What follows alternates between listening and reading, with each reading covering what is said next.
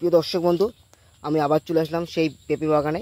দর্শক বন্ধু, বিগত দিন আমাদের এখানে প্রায় 2 মাস ধরে বৃষ্টি চলছে। আমাদের এখানে অতি বর্ষণের কারণে অনেক গাছ মারা গেছে। দর্শক বন্ধু, এই একটা যে জায়গাটা পেঁপে বাগান যে চাষি ভাই চাষ করেছিল, এটা একটু উঁচু জায়গাতে, তবু গাছগুলো দেখুন অনেকটা পাতা কিন্তু হলুদ হলুদ হয়ে গেছে। এর একটাই কারণ, অতিরিক্ত বৃষ্টির কারণের জন্য গাছের শিকড়গুলো কিন্তু একটু একটু করে নষ্ট হয়ে যাচ্ছিল। কিন্তু চাষি ভাই তার পর্যাপ্ত পরিমাণে ট্রিটমেন্ট করে গাছগুলিকে তিনি বাঁচিয়ে রেখেছেন। দর্শক বন্ধু, অতিরিক্ত বৃষ্টি হলে আপনার সবথেকে বড় সমস্যা যেটা দেখা দেয় যেটা জমিতে, সেটা হচ্ছে জল।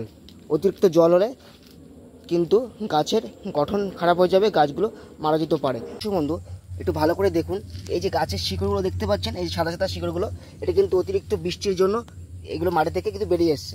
এটাই কিন্তু সবথেকে গাছের দুর্বলতা।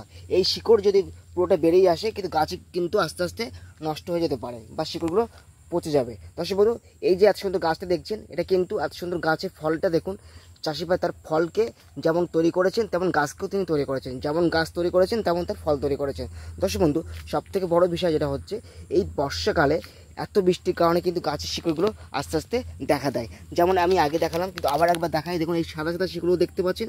এই শিকড়গুলো যখনই বেরিয়ে আসবে, আর বেরিয়ে আসলে তখন কিন্তু এই যে বৃষ্টির জল জমলে সেইগুলো নষ্ট হয়ে যেতে পারে।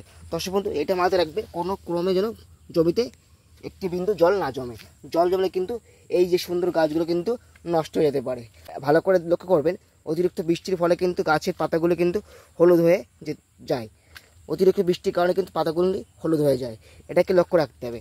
আপনার জমিতে কোনো প্রকার জল জমতে দেবেন না। দেখুন, এদিকে একটুখানি জল জমে আছে, এটা কিন্তু এই যে দেখছেন একটু জল জমে আছে, এটা কিন্তু জল জমাটা ঠিক না।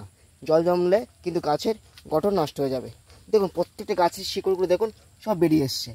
এখন এই প্রকারে কী করণীয়, এখন এই অবস্থায় কী করণীয় আছে চাষি ভাই, তার জমিটাকে ভালো করে ট্রিটমেন্ট করতে হবে। ট্রিটমেন্টটা কী আছে, গোড়ায় একটু যদি ওয়েদারটা ভালো থাকে, তখনই আপনি আপনার গাছের গোড়াগুলিতে একটু করে মাটি দিয়ে এই শিকড়গুলো ঢেকে রাখবেন। তাহলে শিকড়টা নষ্ট হবে না। আর নষ্ট হলে কিন্তু গাছগুলো মারা যাবে। প্রথমে কি হবে, এই যে দেখছেন, এই যে কিছু কিছু অংশ দেখুন হলুদ হয়ে গেছে পাতাগুলো।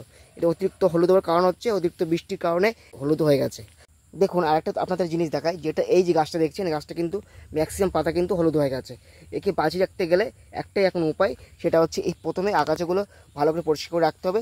তারপর দেখুন, এই যে শিকড়গুলো যে বেরিয়ে এসছে, এই শিকড়গুলো ঢাকার জন্য পর্যাপ্ত পরে গোড়ায় মাটি দিলে গাছটা কিন্তু আগের মতো আপনি ফিরিয়ে আনতে পারবেন। দর্শক বন্ধু, সবসময় মাথায় রাখবেন, গাছকে বাঁচিয়ে রাখতে পারলে আপনি কিন্তু সফলতা পরে পাবেন। একদম গাছকে বাঁচিয়ে রাখলে কিন্তু আপনি সফলতা অবশ্যই পাবেন। আর এরকম ফল আপনি ধরাতে পারবেন গাছে। আগে গাছকে বাঁচাতে হবে, তারপরে কিন্তু আপনি ফলটাকে ধরাতে পারবেন। দর্শক বন্ধু, এটা মাথায় রাখবেন। সবসময় গোড়াগুলোকে পর্যাপ্ত পরিমাণ মাটিয়ে রাখুন। পর্যাপ্ত পরিমাণ মাটিয়ে রাখুন, তাহলে গাছগুলি নষ্ট হবে না। আর এই যে এরকম ফল দেখছেন গাছে, এরকম ফল আপনি অবশ্যই পরে পাবেন। এখন এই মুহূর্তে গাছে বেশি ফল রাখবেন না। বেশি ফল রাখলে কিন্তু গাছগুলো নড়ে যাবে। গাছগুলো নড়লে জল জমবে আর গাছগুলো কিন্তু মারা যেতে পারে।